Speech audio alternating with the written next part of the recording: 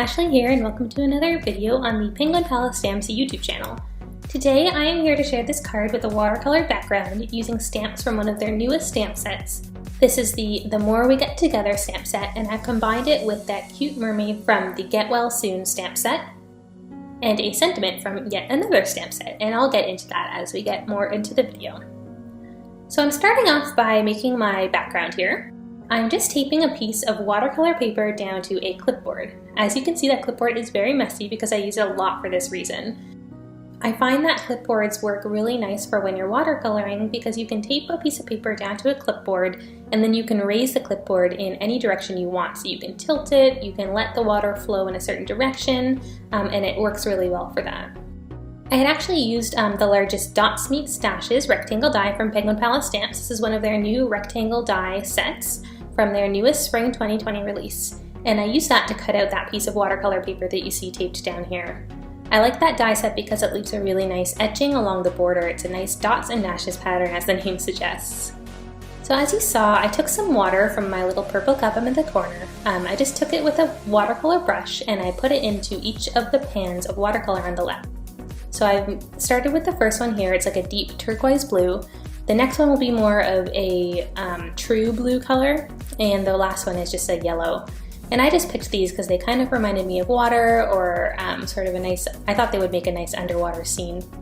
So I took some water from the cup and I dripped it into each of the pans, and then I let it sit for a little bit just to let the pigments from the pans of watercolor really seep into the water and permeate the water with the pigment.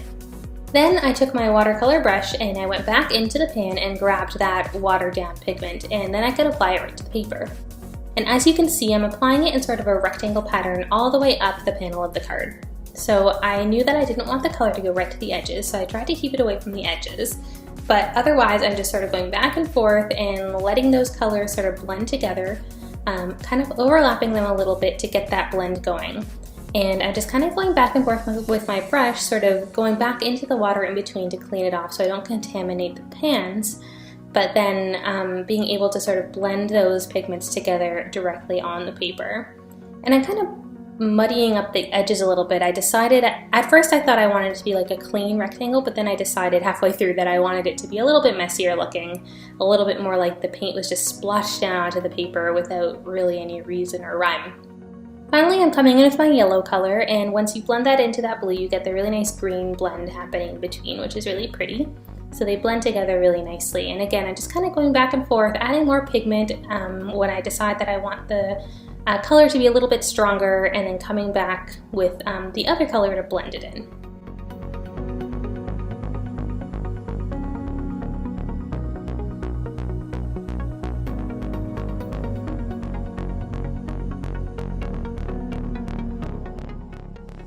Once I was happy with how the background looked, I grabbed my heat tool and I'm just drying it out here. This step is definitely optional. If you're making any kind of watercolor background, you can for sure just let it dry on its own.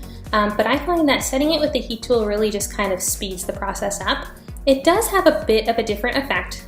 If you're interested in finding out what the two different effects look like, you can kind of test by doing the same watercolor panel, leaving one to dry and speeding it up by heating one with your heat tool, and kind of see how different they end up looking.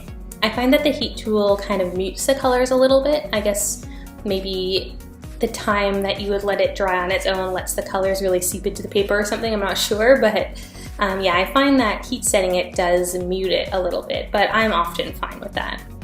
So I splattered the whole panel with some white acrylic paint, which I just sort of spread out on an acrylic block and splattered onto the piece with a paintbrush.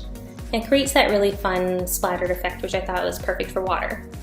So then when you pull the tape up, you can see what the final effect looks like. It's sort of just this blended rectangle on a white background with that gorgeous white splatter.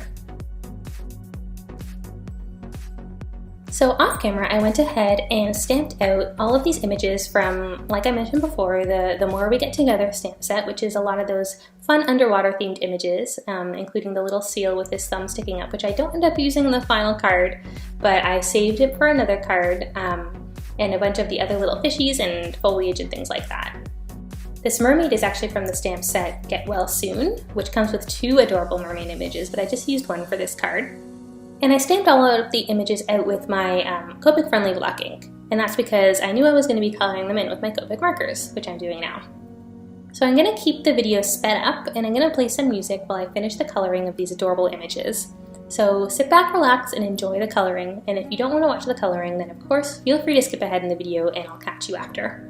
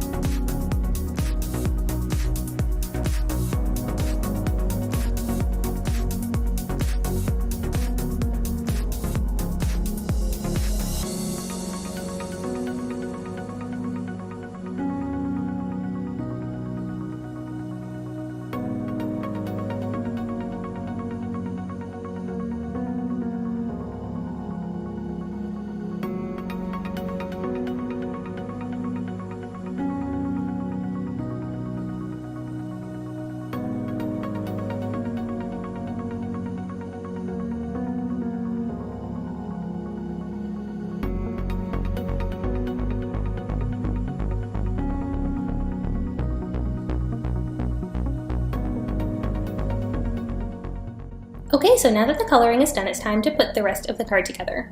So I'm just using some liquid glue to glue this watercolored panel down onto a white card base. The watercolor has now completely dried. We sped along the process with that heat tool, but it's now completely dry, so it's good to sort of stick onto a card base, and I'm really just holding it down to make sure that it's stuck down perfectly. I find this is really important because sometimes when you watercolor things, you get a little bit of warping in the paper, so I tend to put lots of liquid glue on them and really hold them down to make sure that they are stuck down nice and flat. I also off camera went ahead and stamped out a sentiment onto a white banner. The sentiment reads, "You are always in my heart." And this is from the Penguin Palace stamp set, Sending Kisses Your Way, which if you haven't seen before, I highly encourage you to check it out. It's this really adorable hedgehog stamp with a number of really nice sort of affection themed sentiments. So I thought that this sentiment fit perfectly for this card because there's some little heart bubbles and sort of just the way that the mermaid is looking and the fishies, it's sort of like a very affectionate looking card. So once I adhered that sentiment banner onto the card using some foam squares, I then arranged all of the other little images, which I cut out using the coordinating die cuts off camera. I arranged them all onto the card and then used a combination of foam squares and liquid glue to adhere them all down onto the scene. So I put that little house down at the bottom with a bunch of the foliage and then scattered the fish and the little hearts and the mermaid throughout the rest of the scene. And finally I can just add some of these little water bubbles around, and then that finishes the majority of the scene. I'm just going to do one final thing as an added touch and embellishment, and that's to add some clear Tonic Nouveau drops onto the card. And I love using these for underwater scenes because they dry clear. They dry into like clear spheres. And I find that they just look like bubbles. So I find that using clear Tonic Nouveau drops on underwater scenes is just so perfect because they end up looking like little 3D bubbles. So for each little dot, I'm just sort of squeezing a little bit of the liquid out of the tip and then kind of like twirling it in a bit of a circular motion to make sure that it doesn't sort of stick up in a pointy way, which I find can happen sometimes. So I sort of just twirl it around to soften out the edges. And there you have it. That is the final card for today. I hope that you enjoyed watching this video, and I hope that it helped if you ever want to try sort of watercoloring a background or anything like that. I hope that you learned some tips. Please do stop by my Instagram account, which is linked down in the description below if you want to see more cards like this. And check out all the great inspiration on the Penguin Palace account too. Thanks for watching! Bye!